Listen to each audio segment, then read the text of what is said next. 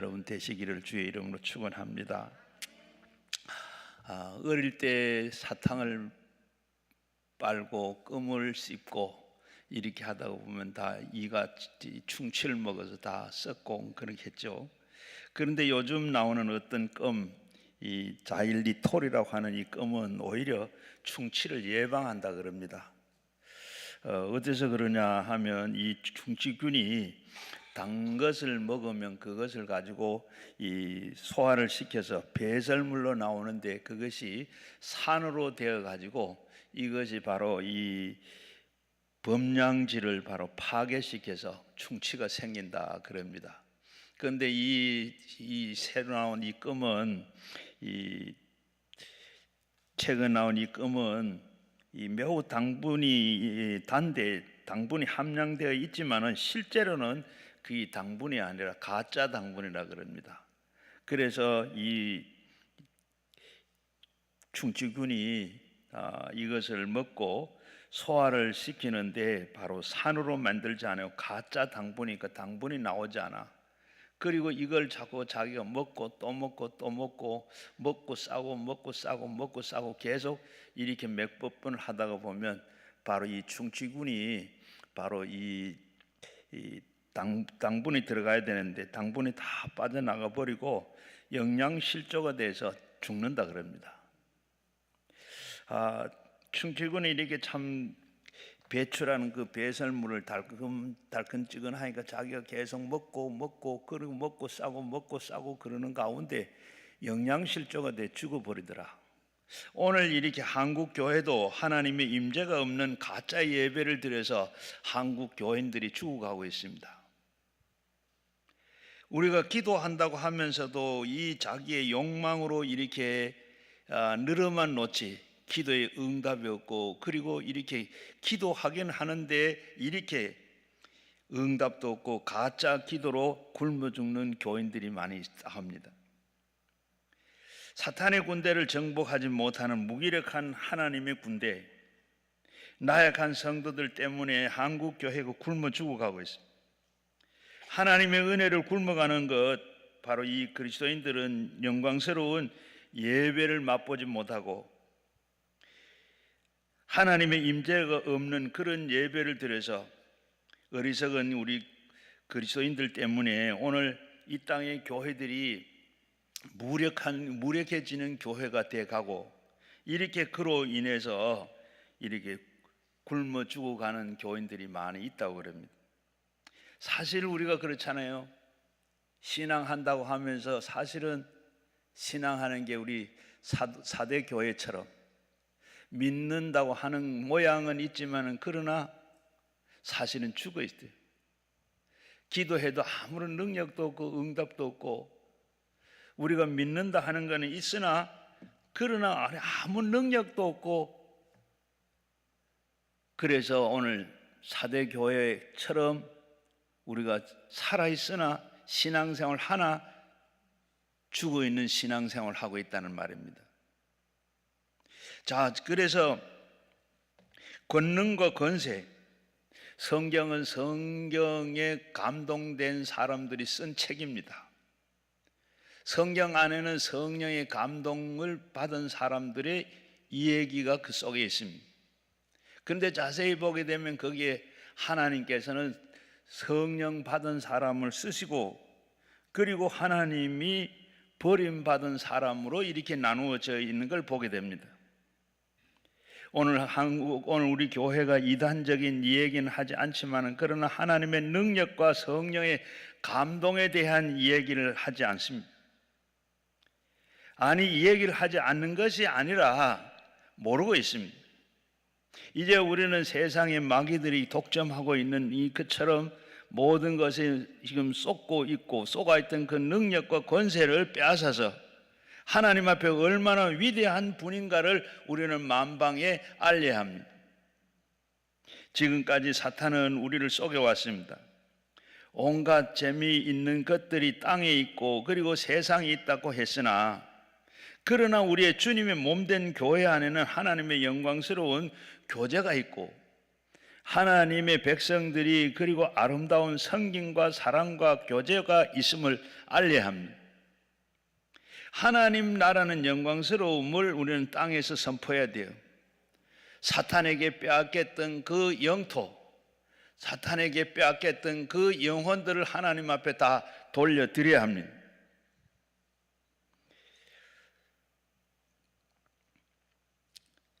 예수님을 믿는다 하면서도 예수님의 권세와 기도의 능력을 모르고 사람들은, 복음의 능력과 성령의 권능을 모르는 성도들은 하나님의 주신 것에 대한 우리의 직무유기가 됩니다. 하나님 나라는 이런 사람들을 두고 무익한 종이라고 하고 있습니다. 무익한 종은 저 바깥 어두운데 던져지고 마는 것입니다. 성경은 누구든지 예수 믿으면 권세가 있다고 그랬습니다. 하나님의 자녀가 되는 권세가 있다고 그러는데 이 권세만 가지고 모든 것이 다 되는 게 아닙니다. 우리가 온 이 양양 고속도로에 지금 180km로 달리는 승용차가 하나 나타났습니다. 거기에 경찰관이 불러 세웁니다. 경찰관은 세울 수 있는 권세가 있습니다. 그런데 설 수도 없지만 180으로 달리는 이 승용차는 쌩 하고 지나가 버렸습니다. 능력이 없습니다. 성령은 성령을 받으면 능력을 주신다고 약속했습니다. 오직 성령이 너에게 임하시면 네가 권능을 받고, 능력만 있다고 해서 모든 문제가 해결되는 것도 아닙니다. 감옥을 지키는 이 간수의 손에는 죄수들을 다 풀어놓을 수 있는 능력의 열쇠를 갖고 있습니다. 그러나 그는 그들을 풀어줄 수 있는 그런 권세가 없습니다.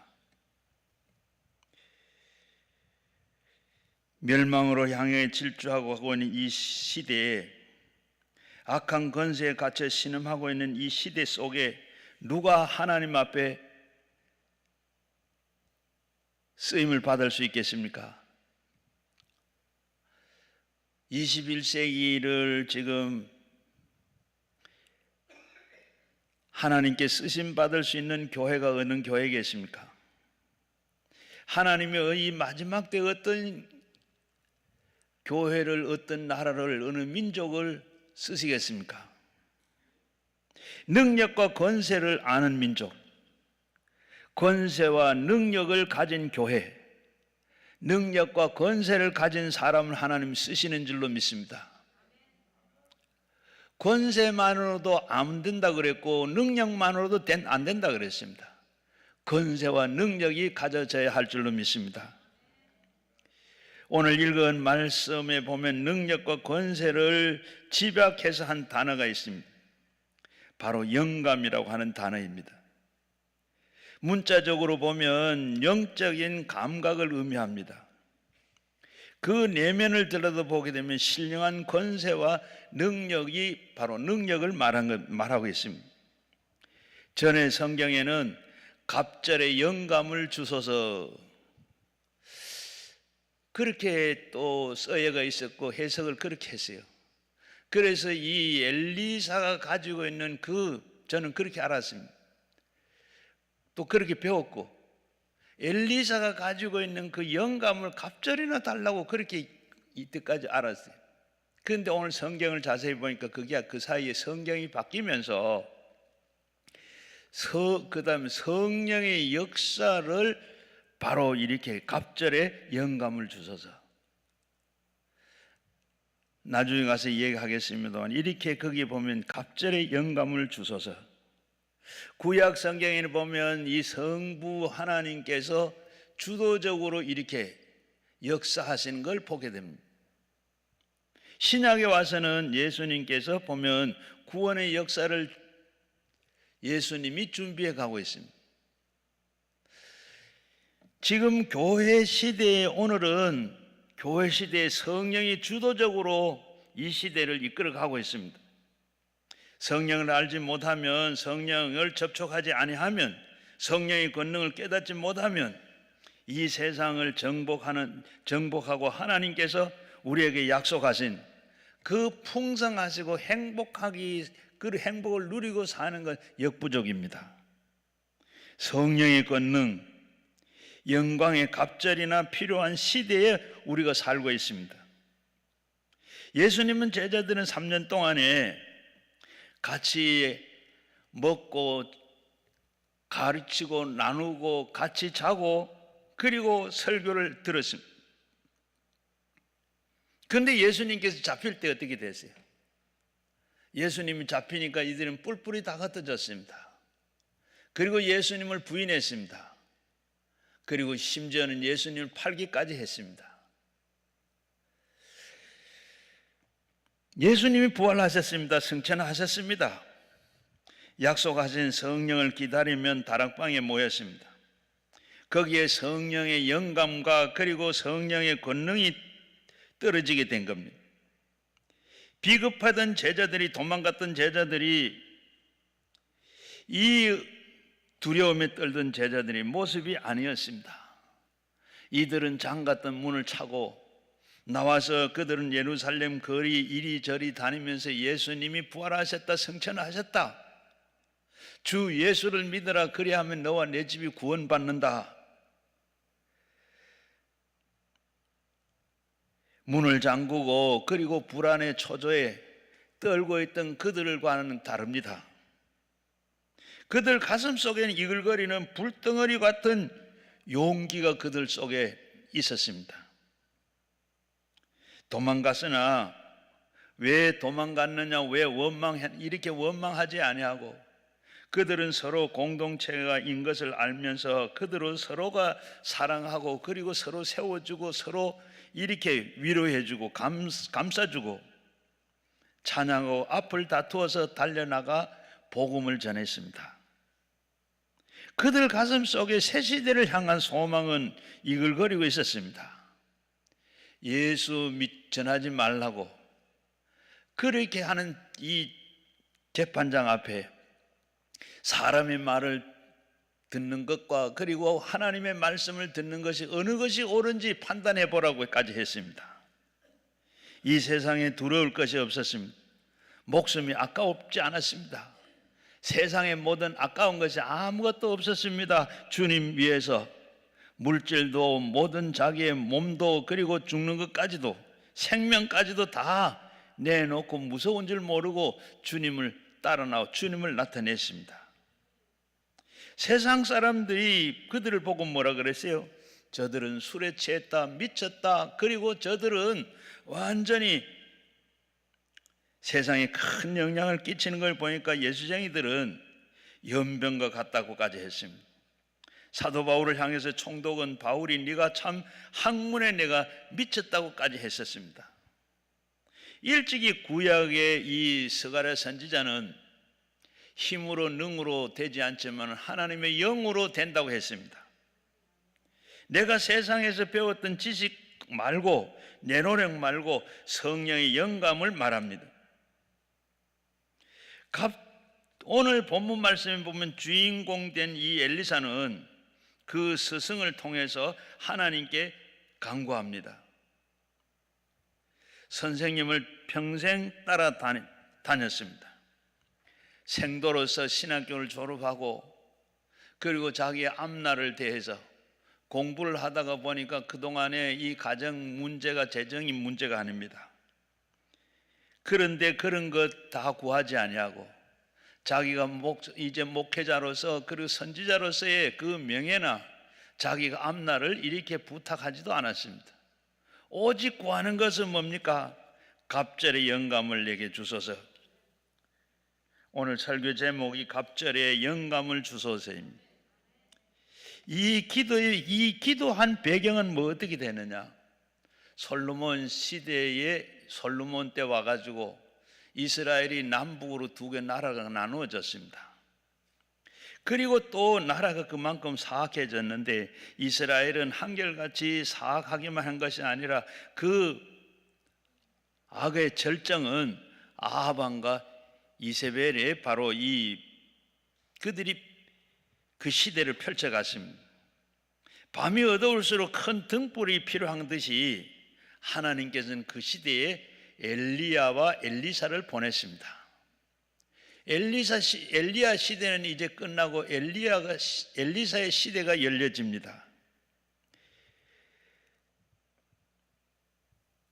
그리고 이 아합의 시대보다도 한층 더 세상이 악해져 갔습니다. 오늘 본문 말씀에 나오는 이 엘리사는 가만히 살펴보면 참 별로 알려진 사람이 아닙니다. 보통 사람입니다. 족보가 화려하지도 않고 그 학력이 찬란스럽지도 않고 그리고 잘생긴 사람도 아닙니다. 그런데 그때 엘리야가 하나님께서는 그들은 배경의 족보와 이런 상황에 큰 그런 인물들을 대해 관심이 없고 하나님 나라는 그저 언제나 평범한 그런 사람들을 써서 비범한 역사를 이루어 가셨습니다. 니체는 이를 평하기로 이 무신론자 철학자 니체는 예수님을 이렇게 이야기했습니다. 나사렛 예수는 인생의 걸레 쪽지 같은 사람들을 쓴다. 그리고 기독교는 약자의 종교로 전락했다고 이렇게 혹평을 하고 있습니다. 어쩌면 바르게 평을 한 것 같으나 한 가지는 모르고 있습니다. 하나님은 약한 자를 택해서 강한 자를 부끄럽게 하시고 미련한 자들을 택해서 하나님께서 지혜롭다 하는 자들을 부끄럽게 만들고 없는 자와 연약한 자를 들어서 하나님께서는 부한 자들을 패하게 한다고 했었습니다. 이 땅의 걸레 쪽지와 같은 사람들을 불러가지고 하나님 나라의 면류관으로 삼으시는 것이 하나님이십니다. 하나님의 사람을 상식에 구애받지를 않습니다. 세상의 평범한 사람들을 통해서 언제나 하나님 나라를 비범한 인물로 사용을 했습니다. 엘리야가 엘리사를 만났을 때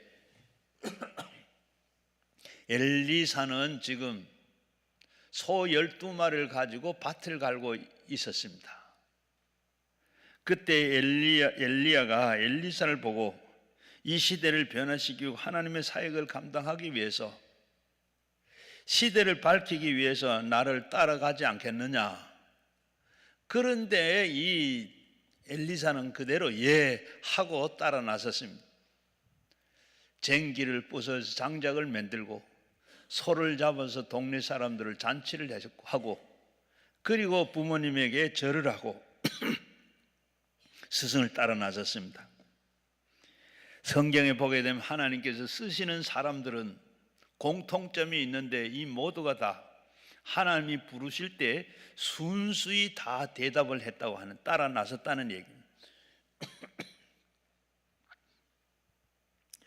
그 가운데 보면 하나님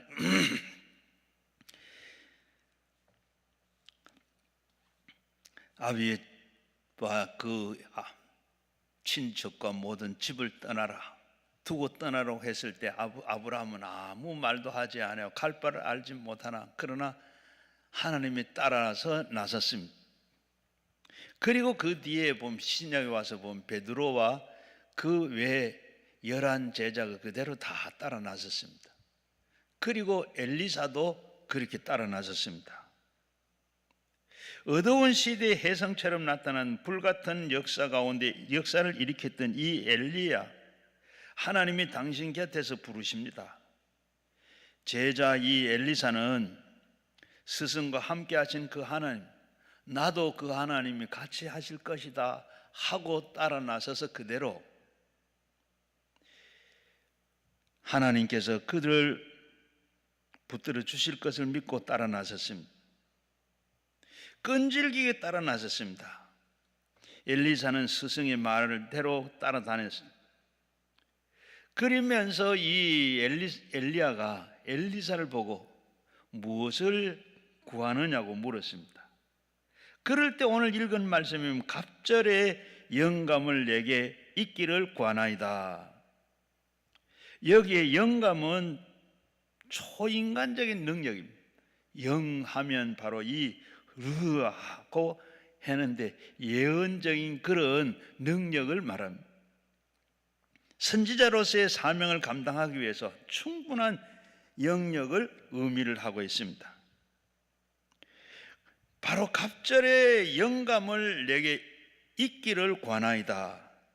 그러니까 그 말을 들었던 엘리사가 뭐라 그래요? 엘리야가 뭐라 그래요? 네가 어려운 것을 구한다. 앞에서 아까 제가 말씀드린 전에는 바로 그게 빠졌어요. 그래서 이 엘리야에게 그 갖고 있는 그 영역에 갑절이나 내게 주소서 옛날에 성경에는 그렇게 보고 해서 앞에서 지금 보면 바로 이 성령이 하시는 역사의 갑절이나 역사에 이 성령이 하시는 역사가 전에 성경에는 없어요. 이렇게 보면 앞에서 말씀 내가 어려운 것을 구한다. 이 말은 무슨 말인가? 내가 할 수 있는 걸 내가 하지 못하고 할 수 없는 걸 네가 구하는 거나 오직 할 수 있는 것은 바로 하나님만 주실 수 있다. 성령을 말한 성령은 우리가 엘리야가 아무리 능력이 있지만 자기가 주고 말고 할 수 없는 거잖아. 이 성경은 지금 보면 잘못 해석했는 것 같으나 쉽게 보면 전에는 엘리야가 가지고 있는 갑절의 능력을 내게 주소서 이렇게 하면 참 쉽게 이해가 되는데 그게 부어져 있으니까 바로 이번에는 성경을 바르게 해석이 된 것 같아요. 성령께서 성령의 역사가 내가 나타나는 걸 네가 구하는 것은 그런데 그걸 내가 알기로는 이제 내가 주는 게 아니고 하나님께서 줄 어려운 것을 네가 구했다. 여러분 오늘도 이 어려운 구하는 여러분 되시길 바랍니다. 여기에 갑절의 영감을 구했다. 갑절의 영감을 구하는 건 이스라엘에서는 이 유산을 물려줄 때 장자에게는 갑절로 주는 게 있었습니다. 그래서 이 바로 갑절의 영감도 마찬가지입니다. 어두운 시대의 영계의 장자가 되는데 사명을 감당하기 위해서는 내가 영적으로 갑절에 내가 이 복을 받아야 되겠다. 어두울수록 암울할수록 앞장서 달려가는 이 장자와 같은 사람이 필요했습니다. 배나 더 헌신하고 배나 더 주님을 사랑하고 배나 더 하나님 앞에서 쓰임받기를 원하는 사람은 그 아름다운 영혼들이 필요합니다. 내가 여기에 있습니다. 나를 보내소서. 이사야가 말한 것 같은 스승보다는 나아져야 되겠다는 그런 인간적인 욕심이 아니라 바로 엘리사는 자신의 인간 됨됨이의 스승보다 스승의 그 엘리사의 절반도 미치지 못하는 겸손함 때문에 이 말을 했다고 봐집니다. 갑절의 영감, 이것은 이 시대의 요청되는 요청이 아니겠습니까? 스승보다는 엘리야의 시대에 한층 더 폐해져가는 그런 시대에 아마 스승은 바로 자기의 사악한 그 모든 것을 엘리야의 시대가 이렇게 악해져 가고 있는데 이 아합 시대 아합으로 끝나는 이제는 더 온 백성들이까지 악한 것이 퍼졌습니다. 그런 이런 시대에 내가 엘리야가 감당했던 것보다 더 갑절에 내가 더 그런 영역이 있어야 권세와 그리고 능력이 있어야 내가 되겠다. 바로 구하는 겁니다. 아마 목회자들은 아마 다 이런 바람이 다 있습니다. 저도 마찬가지로 이 욕심 때문에 욕심이라 바로 이렇게 해야 안 되겠나. 그래서 하나님 앞에 영감을 달라고 바로 목회가 안수받은 지 10년이 되는 날 제가 기도를 시작했어요. 하다가 보니까 한 주일은 해야지 하고 그리고 한 달 하다가 보니까 1년 해야 되겠다. 하다가 보니까 1000날을 해야 되겠다. 그래가지고 제가 교회에서 첫날을 바로 밤을 기도하면서 밤을 지냈습니다. 그런데 그전에는 또 목사들이 보면 뭐 40일 금식을 해가지고 능력 받았다, 뭐 그렇게 얘기도 하고 그런 마음들이 다 있어요. 저의 마음 속에서도 3번이나 이렇게 40일 금식을 해야 되겠다 하고 했는데, 하려고 하면 또 무슨 다른 일이 생기고 못하고 하다가, 그러니까 첫날을 보내고 나니까 저에게 그게 싹 없어지더라고요. 그 마음이 없어지더라고. 그리고 제가 교회를 옮기겠다고 그런 기도를 한 번도 안 했는데 하나님께서는 교회를 옮겨주시더라고. 그러면서 하시는 말씀이, 내가 새벽마다 하나님 산성교회에서 오라고 그러는데요 하면 내가 알아서 한다. 그 다음 나가서 하면 내가 알아서 한다. 또 산성교회에서 오라고 하는데 이런데 저런데 내가 알아서 한다. 그리고 마지막에 가가지고는 산성교회에서 오라고 한대요 하니까 내가 알아서 한다고 했잖아 하는 것 같은 그런 마음이지 아니면 소리가 들려요. 그래서 마지막에 그러면서 하신 말씀이, 교회는 내 교회고 교회는 내 양이고 너는 내 종이다. 아무 말 하지 않고 알아서 한다고 그러는데 하고 제가 왔어요. 그런데 와서 20년, 딱 20년 했습니다. 20년 하면 그만뒀어요. 20년을 딱 하고 알아서 하는데 그동안에 하나님께서 하는 모든 일을 하나님께 알아서 했어요. 그리고 뿐만 아니라 영적으로도 바로 고린도전서 12장에 나오는 은사가 나오는데 은사들은 대부분이 다 지나고 보니까 다 받은 것 같아요. 하나님께서 그때마다 해주시고 하나님께서 이렇게 목회를 잘 마쳤습니다. 스승 엘리야가 이 심판의 선지자로, 불의 선지자로 부름을 받았다 그러면 제자 엘리사는 치료의 선지자로, 위로의 선지자로 부름을 받았어요. 엘리야는 부성의 선지자이면 바로 엘리사는 모성의 이 선지자예요. 치료하는 일은 부수는 일보다 어렵습니다. 위로하는 일은 심판하는 일보다 더 어렵습니다. 그래서 갑절의 영감이 필요했던 것입니다. 하나님은 내게 갑절의 영감을 주십시오. 바로 자신의 사명과 그리고 자신의 사역은 얼마나 크고 소중한가를 이렇게 자각한 기도였습니다. 요즘 제가 이 무슨 기도를 하시는 거 아시죠? 제가 기도하면서 이 강남 금식 기도에 하나님이 이제 응답해 주고 축복해 주고 그동안에 꺼져간 이 불을 한번 다시 일으켜야 되겠다, 일어나게 해주세요 기도하면서 제가 병든 자가 와서 기도하면 낫고, 여러 가지 문제를 가진 분들이 강남 금식에 왔더니 기도하면 모든 영적인 모든 문제가 다 해결이 되고, 제가 기도할 때 제가 그런 마음을 가지기도 해요. 또 바라는 게 기도예요.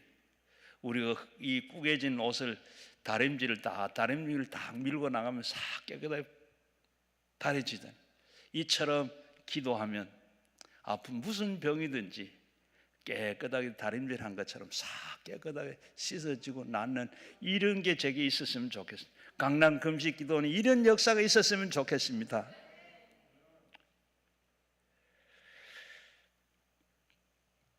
그런 능력도 베드로의 집에 베드로의 장모가 예수님이 손을 만지니까 깨끗하게 낫기도 하고, 거기에 온 모든 집에 온 환자들이 다 나은 것처럼 주님께서는 강남 금식 기도는 못 고칠 병이 없다, 이런 소문을 하고 이런 역사가 나타나기를 그렇게 저는 소망하면서 기도를 드리고 있습니다.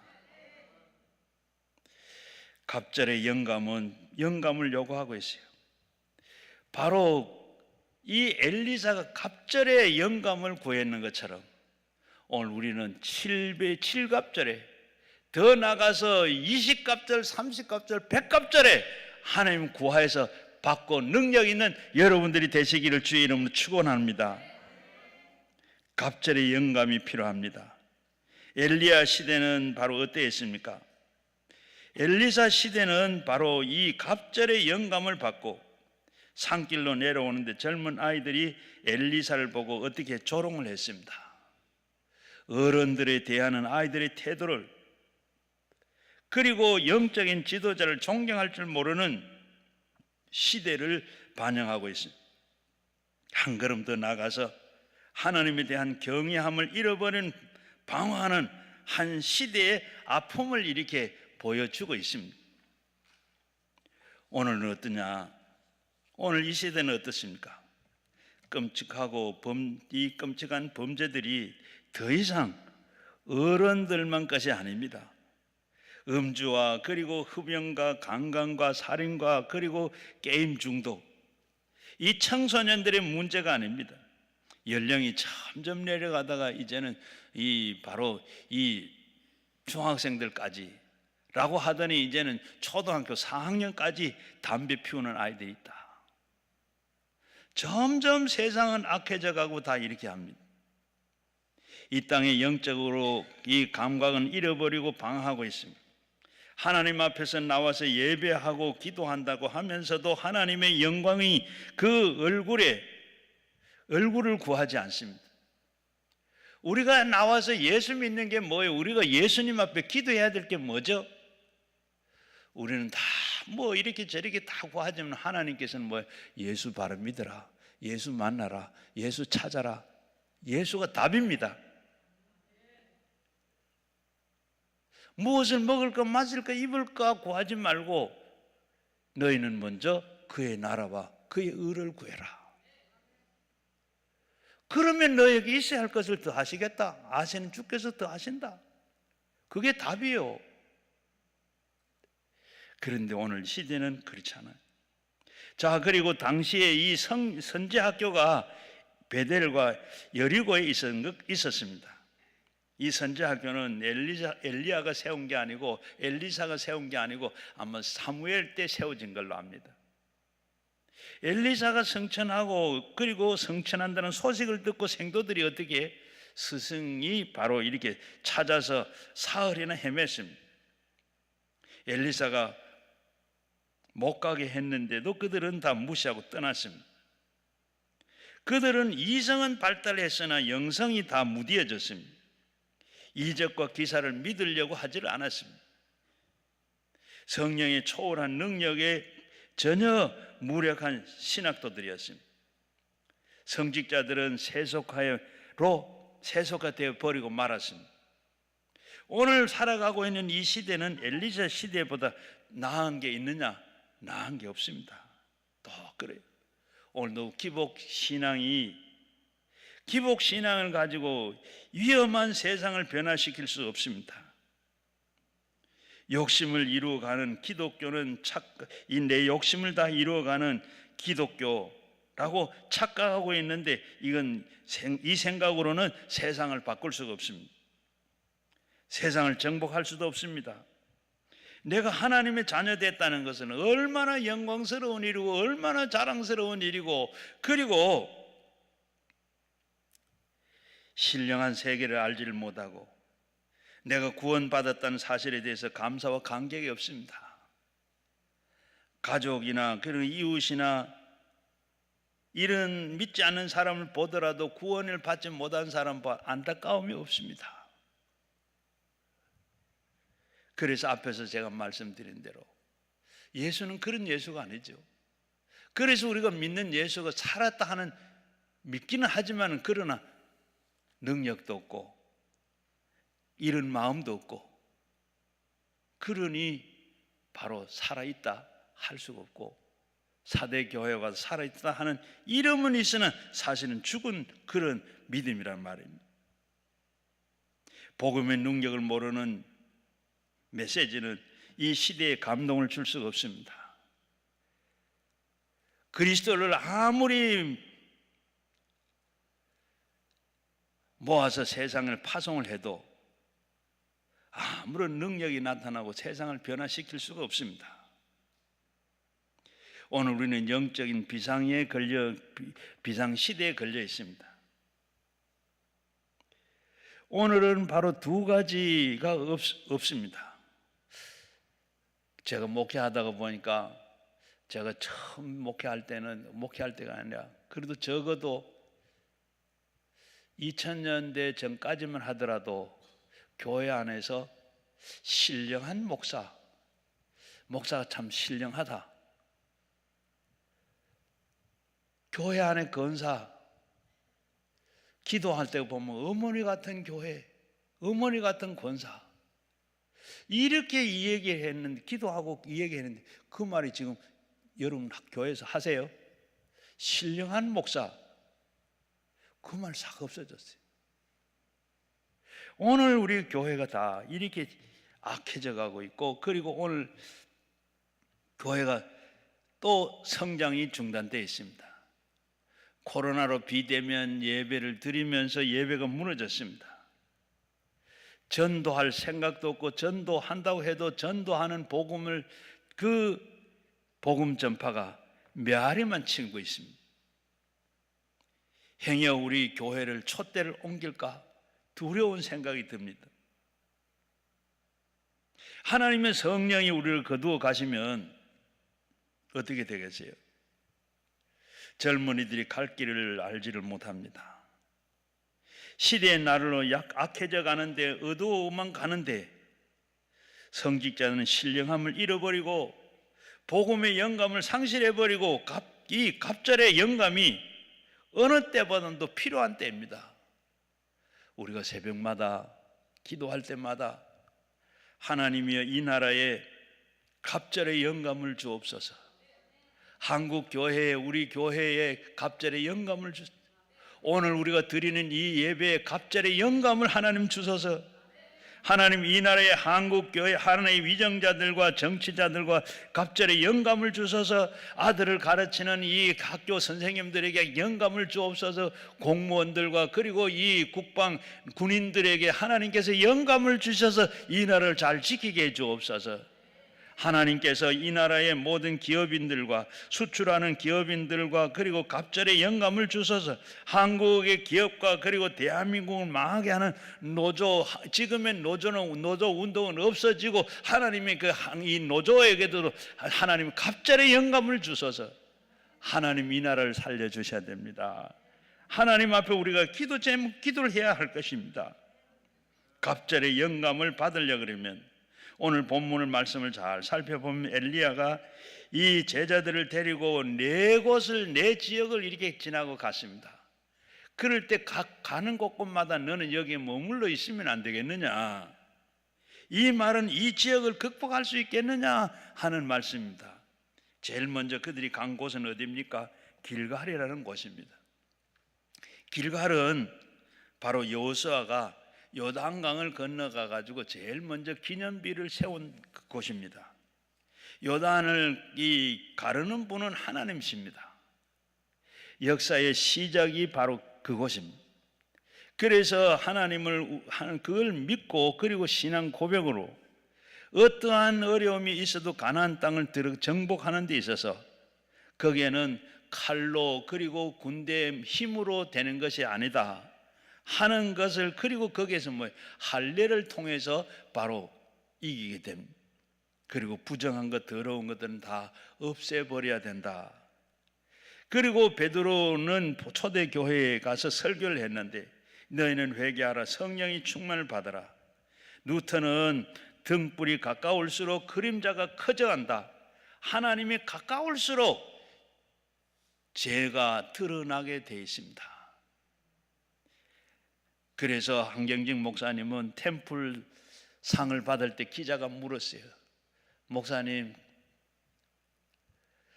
신앙생활을 어떻게 했습니까? 나는 그저 일생 하는 게 죄밖에 짓는 게 없고 하는 일은 죄밖에 지은 것밖에 없다. 나는 죄덩어리다. 하나님 앞에 가까이 갈수록, 믿음이 좋을수록, 신앙이 깊을수록 겸손해 자기가 바로 죄인인 것을 알고, 그래서 심지어는 나는 죄인의 괴수다. 그리고 그 다음에 이 베델에 갔습니다. 두 번째 도착한 건 베델입니다. 베델은 극복할 수 있으나 묻는 것입니다. 너는 베델을 극복할 수 있느냐? 야곱은 아버지를 속이고 형님을 속이고 그리고 외삼촌 집으로 도망을 가다가 갈 길을 어딘지 알지도 못하는데 바로 그것이 어디냐 하면 루스입니다. 그래서 해가 떨어지고 배는 고프고 잠은 자야 되는 잘 곳이 없습니다. 돌을 하나 주워가지고 그리고 노숙을 합니다. 그런데 자다가 보니까 사다리가 하늘에 닿아서 천사가 오르락 내리락 합니다. 여기도 하나님이 계시네. 하나님이 계신 것을 알았습니다.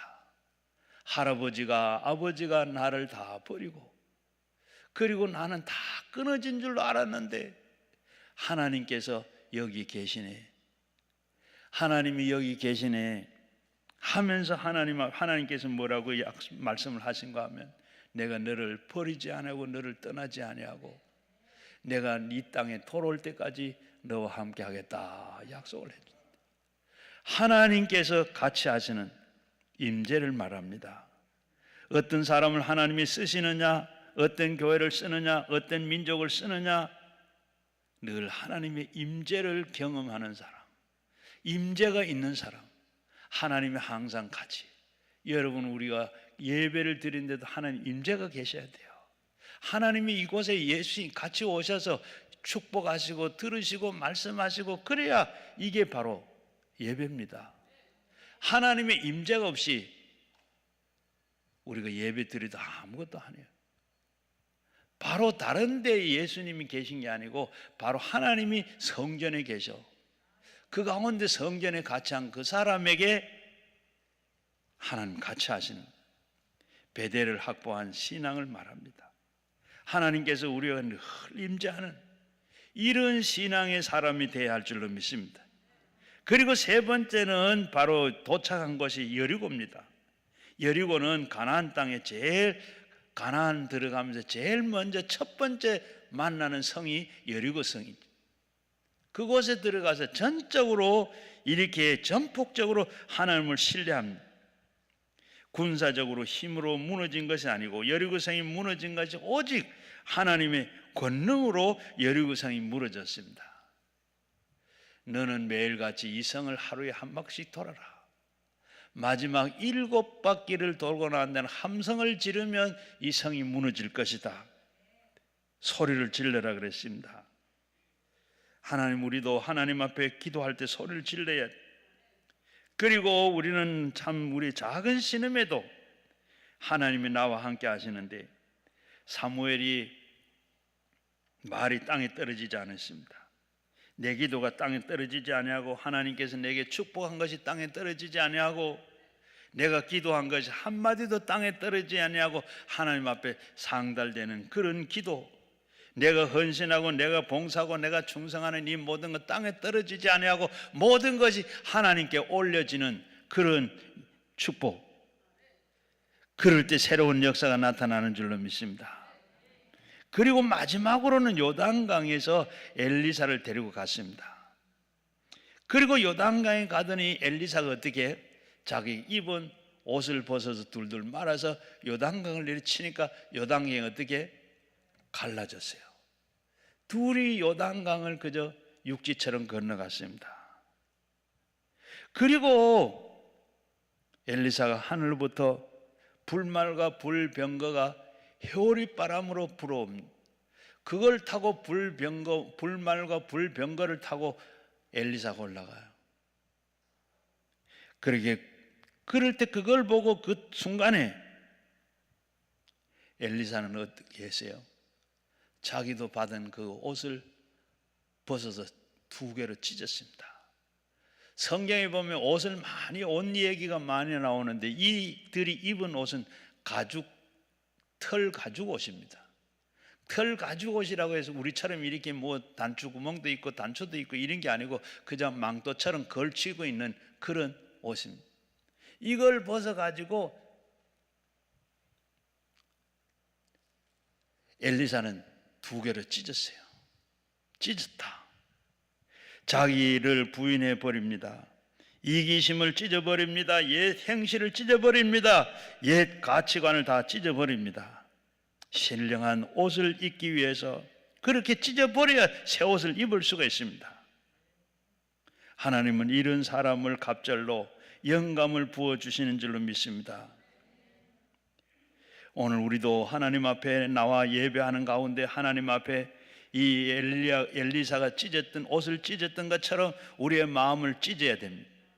하나님 앞에 지금까지 내가 바르게 살지 못했던 것, 하나님 앞에 게을른 것, 나태했던 것, 그리고 내가 하나님 앞에 말씀대로 산다고 하면서도 살지 못했던 것, 신앙 다 잃어버렸던 것, 이 모든 것 다 생각나는 대로 우리는 다 찢어버리고 바르게 서야 하나님께서 우리에게 갑절의 영감을 주시는 줄로 믿습니다. 세상은 이처럼 어두워가고 있습니다. 얼마나 세상이 어둡고 험해요. 얼마 전에 세 가족이 약을 먹고 바다에 차를 타고 들어간 거 알죠? 오죽했겠습니까? 그 사람뿐이 계세요. 그 사람은 그냥 바닷속에 약 먹고 들어갔지만 그러나 돈 달라고 빚 갚으라고 할 건 없고 먹을 건 줄 건 없고 사방에서 우겨 쌉니다. 그저 참는 것 때문에, 자식 때문에 참고, 부모님 때문에 참고, 예수님 때문에 참고, 못 죽어서 사는 사람들이 이 세상에 우리 주변에 얼마나 많아요. 차라리 저 동작구의 그 지하방에 살다 물이 가득 차서 그것저것 모르고 죽었다, 어쩌면 잘 죽었다 할란지도 몰라요. 오늘 바로 이 세상은 이렇게 어렵고 합니다. 아합과 이세벨의 그 비할 바가 아닙니다. 복음은 왜 이렇게 이토록 무력함을 느끼게 됩니까? 이 땅의 그리스도인들은 왜 이렇게 힘이 없습니까? 세상을 정복하지 못하고 비틀거리는 신음하는 사람들이 얼마나 많습니까? 우리 기도원도 참 어려운데 계속 적자라 그럽니다. 여러분, 이렇게 다 원장님이 다 해놨는데 저 뒤에 이 안에 전등불도 못 켜잖아요. 많이 어렵다 그럽니다. 어려움도 하나님께서 극복할 수 있지, 이렇게 어려워요. 낮에 우리 강사 목사님 말씀한 대로 세상에 많이 영화 어떤 배우 신모 장로님이라 하는데 그분은 어때요? 세상에서 영화계에는 400억을 내놔놓고 그리고 또 사회 또 자기가 되는 학교에 10억, 100억을 내고 이렇게 한다고 그러는데 교회는 어때요? 오늘 우리가 전에 우리 원장님이 저 앞에 써붙인 작정한 분들, 그분들 잘 돼서, 또 아니면 우리가 적은 손이라도 큰 손이든 적은 손이든 하나님의 몸된 이 기도원 하나님께서 다 세워야 할 줄로 믿습니다. 그리고 다섯 번째는 주님을 놓지 않아야 돼요. 오늘 본문 말씀 가장 중요한 교훈은 바로 여기에 길갈이든 베델이든 여리고든 요단이든 스승을 놓지 않겠다는 결단입니다. 하나님께서 아름답게 쓰시던 이 내 스승을 놓지 않겠다, 주님을 놓지 않겠다, 성령의 역사를 이 자리에 놓지 않겠다, 하나님의 영광이 임하는 이 자리를 놓지 않겠다, 영광스러운 이 자리를 놓지 않겠다, 하나님의 자녀된 것을 내가 자랑스럽게 생각하면 하나님을 놓지 않겠다, 스승을 놓지 않겠다는 이 간절한 마음이 우리에게 있어야 돼요. 영화 배우들 가운데 보면 참 연기자들 가운데 참 잘생긴 분도 있지만 그렇지 못한 분도 있어요. 그런데도 보면 이 시청자들에게 사랑을 길이 잘 받는 사람이 있습니다. 저는 일기에 나오는 한 그 어머니 역을 맡은 그 배우, 그가 쓴 자서전 비슷한 책을 보면 이 자기가 어릴 때 7살 때 경험을 바로 써놓은 걸 봤어요. 어느 날 아버지가 들에 나가면서 데리고 나갔습니다. 그리고 이 겨울을 지나가다가 이 아버지가 멱을 감으면서 이 소꽃비를 이 딸에게 주면서 하는 이 얘기가, 야, 큰성 시집간을 미천이야 잘 먹여라. 큰성 시집갈 미천이다 잘 먹여라. 그러면서 밧줄을 주는 거예요. 그리고 얼마를 갔는데 가고 나니까 갑자기 천둥 소리가 납니다. 그리고 조금 있으니까 막 천지가 깜깜해집니다. 그러니까 이 천둥 소리에 송아지가 놀래가지고 언덕을 띱니다. 그리고 이 밧줄을 손에다 묶고 뛰어갑니다. 가는데 가다가 돌짝밭에 가가지고 그만 걸려서 넘어졌습니다. 넘어지면서 손을 짚었는데 손에서 피가 나고 다리에 끌려가면서 다리에 피가 나고 배에도 피가 나고 옷이 찢기고 이러면서 저 뒤에서 아버지가 막 천둥 소리와 같은 소리를 지릅니다. 밧줄 놔라! 그러니까 이 7살 딸도 못 나요. 큰성 시집 못 가요 라고 소리를 그렇게 지릅니다. 그러면서 끌려가요. 그런데 이 아버지가 언제 왔는지 송아지를 멈춰 세웠습니다. 그리고 피나는 이 딸을 안고 아버지도 웁니다. 소리를 내서 울어요. 못 나요.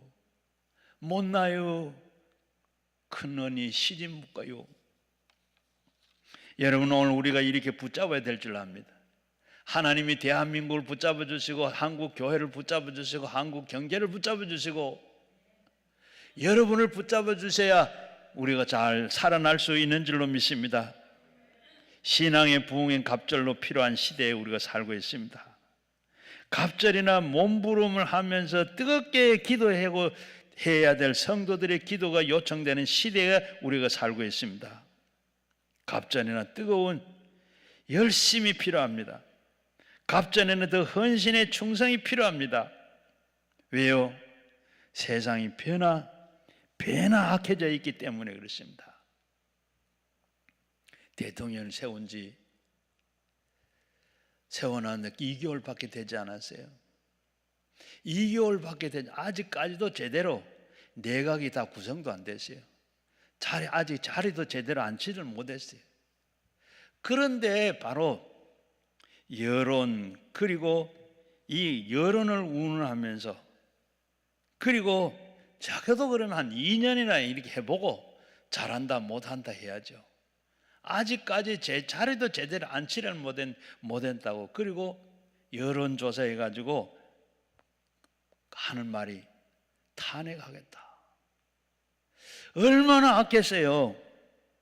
전에 같으면 탄핵을 하려면 얼마나 했겠습니까? 그런데 탄핵을 한다. 여론조사, 여러분 믿을 건 못 돼요. 제가 전에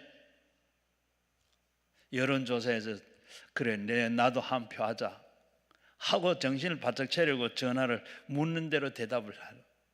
그런데 제일 먼저 묻는 게 기한은 연령이 몇 대가 됩니까? 1번 20대, 3번 2번 30대, 4번 40대, 5번 50대 이상. 그리고 그러니까 제가 이상으로 했어요. 그러니까 기한은 해당이 안 됩니다. 딱 끊어버려요. 그 다음에 또 한 번 전화 또 왔어요. 그 다음에는 이제 잘해야지.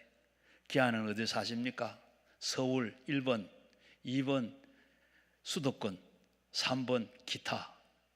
그래서 제가 기도원에 있으니까 저는 2번 기한은 해당이 안 됩니다. 끊어보더라고. 지금도 유튜브에 그렇게 뜨기도 해요. 마찬가지로 기한은 어느 당을 지지하십니까? 1번 민주당, 2번 국민의당, 2번 기한은 해당이 안 됩니다. 이걸 가지고 내놓고 여론조사했다 그러면서 내놓은 거예요. 믿으면 안 돼요. 믿으면 안 돼요. 옳게 해야죠. 아마 여러분 중에도 그렇게 받은 분이 계실는지 몰라. 어찌됐든 간에 우리가 기도한 대로 정권이 바뀌어가지고 윤석열 대통령, 다른 거는 다 몰라도 저는 그거 하나는 확실하다고 믿어요. 공산당 안 되는 것, 공산당 안 되는 것, 안보는 확실하잖아요. 그 다음에 뭐 하는 거는 좀 잘하들 수도 못할 수도 있어요. 안보는 확실해. 공산당 얼마나 우리가 기도 많이 하고 얼마나 공산당 되지 않는다. 예수 못 믿어요. 공산당 되면 사회주의 되면 우리 못 살아요.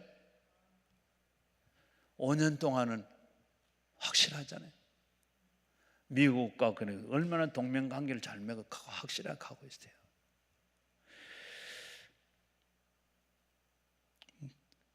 문 대통령 때 이 여론조사는 59억을 썼다 그럽니다. 그러니까 그렇게 해가지고 40% 유지를 한 거죠. 박근혜 때는 5억이 들었다 그래요. 지금 정부는 모르지만 우리 믿으면 안 돼요. 그렇게 자기들 짜놔놓고 만들어놔놓고 59억이나 들여가지고 그렇게 여론을 그렇게 만들어 갔다니까요. 왜? 세상은 이렇게 변화 악해졌기 때문에 그렇습니다. 사탄은 배나 더 몸부림치고 이 삼킬 자를 두루 찾고 있는 이런 때입니다. 복음 전파가 배나 더 어려워졌습니다. 갑절의 능력이 필요합니다. 갑절의 권세가 필요합니다. 갑절의 영감이 필요합니다. 쥐는 고양이보다 몇 배가 더 빠르다 그럽니다. 그 빠른 쥐가 고양이만 나타나고 고양이 눈빛만 보면 꼼짝을 못한다 그럽니다. 고양이에게는 신비로운 힘이 있기 때문에 그렇다고 그럽니다. 성령의 힘, 세상의 지새끼 같은 이 마귀들의 꼼짝할 수 없는 그리스도인들이 신령한 눈빛, 능력이, 힘이 있어야 할 줄로 믿습니다. 다니엘은 사자굴 속에 던져졌어요. 사자의 입을 봉할 수 있는 그 능력이 있었습니다. 그래서 사자가 다니엘을 손못댄 거예요. 그 다른 간신들은 바로 그 다니엘에 들어갔던 그 사자굴에 던지자마자 던지기도 전에 벌써 달라들어서 뼈까지 다 부숴버렸어요. 우리는 각 가는 곳곳마다 사탄이 견고한 진을 다 파하고 우리의 가정에 흐르는 그 저주의 악을 다 물리치고 이 세상을 정복하고 있는 입 벌린 사자들이 입을 다 봉해버릴 수 있는 그런 권세와 능력이 여러분이 있기를 주의 이름으로 축원합니다. 스데반이 돌에 맞아서 죽으면서도 그 얼굴이 천사의 얼굴과 같더라. 지금 그는 설교를 하고 그리고 그러다가 돌에 맞아 죽게 됐습니다. 그런데 돌에 맞으면서 뭐가 그 얼굴이 천사의 얼굴과 같겠어요? 그는 돌에 맞아 죽으면서 순교 현장에 나가는데 예수님을 바라봤던 겁니다. 예수님을 바라보니까 예수님을 보는 그 보좌에 앉은 그 예수님을 바라볼 때, 보좌에서 일어나는 예수님을 바라볼 때 스데반은 힘이 나고 죽는 것이 겁이 안 났어요. 겁이 안 나니까 어때요? 그 마음에 참 평화가 있고 그래서 그 얼굴이 천사의 얼굴과 같았더라. 여러분의 여섯 번째는 갑절의 영감은 영감으로 비상을 해야 됩니다. 뉴욕 거리에 풍선을 파는 풍선 장사가 있었어요. 거기에는 앞에 풍선을 불어가지고 빨간 풍선, 파란 풍선, 노란 풍선, 하얀 풍선, 까만 풍선 이렇게 다 달아놓고 장사를 하고 있어요. 그때 한 흑인 소녀가 어느 집에서 그릇을 씻고 있었어요. 그릇을 닦고 있는데 주인 아줌마로부터 얼마나 야단을 맞고 그리고 얼마나 호되게 꾸짖는지 혼이 났어요.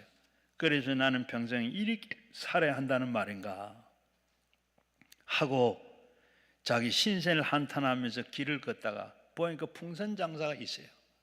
그리고 풍선을 매달아 놨는데 그 풍선들 보고 그 가운데 까만 풍선이 보여. 그러면서 이 까만 풍선도 하늘을 날아갈 수가 있습니까? 그러니까 이 풍선 장사가 색깔이 문제가 하나도 아니다. 색깔의 문제가 아니라 까맣든지 하얗든지 빨갛든지 색깔에 따라서 날아가는 것이 아니고 문제는 수소가 문제다. 이 풍선 안에 수소를 푹 하고 넣으면 이 풍선이 하늘 올라간다. 그래서 풍선에다가 수소를 푹 하고 불어넣어서 매가지고 놓으니까 하늘 막 날라. 문제는 우리가 어떻게 사느냐가 문제가 아니라 내 속에 성령이 계시느냐, 성령이 내게 계시, 예수가 내게 계시고 성령이 내게 계시느냐. 성령을 내가 받게 되면 우리가 이 세상의 어려운 것 모든 것 다 이기고 날아갈 수 있는 줄로 믿습니다. 성령의 영감이 내게 임하면 내가 푸른 창공도 솟아오르듯이 하나님께서 우리를 위해서 예비해 놓으신 그 영광의 세계로 우리는 솟아오를 수가 있는 줄로 믿습니다. 저 풍성한 은혜의 세계를 향해서 우리는 날마다 세상에 정복할 수 있고 그리고 달려갈 수가 있고 성령의 영감으로 우리는 갑절의 영감이 임하면 우리의 가정의 축복도 우리의 가정으로 만들어지기도 하고 주변의 악한 모든 권세도 물리칠 수가 있고 사탄의 견고한 진을 다 파하기도 하고 사탄의 이 빼앗겼던 영토도 회복할 수가 있고 잃었던 그 영혼들도 우리가 다 찾을 수가 있는 줄로 믿습니다. 성령의 영감을 붙드시고 오늘도 요구하시는 바로 주님께 모든 것을 다 내맡기고 성령 충만하고 성령의 갑절의 영감을 받는 여러분들이 다 되어 이 세상을 날마다 여러분 세상으로 이겨나가는 여러분 되고 날마다 이 세상이 여러분 세상이 되고 날마다 내날 같은 삶을 살아가는 여러분 다 되시기를 주의 이름으로 축원합니다. 우리 같이 말씀을 생각하면서 주여 삼창하시고 함께 우리 같이 기도 드리겠습니다. 우리 같이 기도합니다. 우리 기도하시고 우리 하나님 앞에 준비한 예물을 하나님 앞에 다 드리겠습니다. 이 시간에도 하나님 우리에게 갑절의 영감을 달라고 그리고 우리가 갑절의 영감을 받아서 모든 문제가 다 해결되고 건강을 얻고 모든 것을 회복하는 우리가 모두 되도록 주여 삼창과 함께 기도하겠습니다. 주여 주여 주여